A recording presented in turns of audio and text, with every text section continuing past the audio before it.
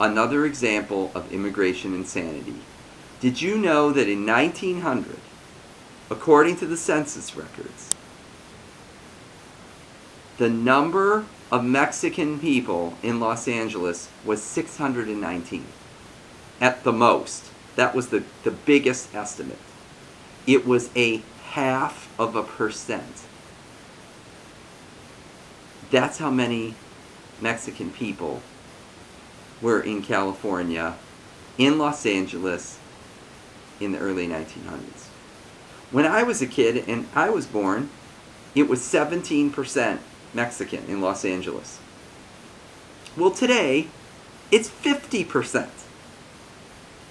How did we go from 0.5% to 50% in such a short amount of time?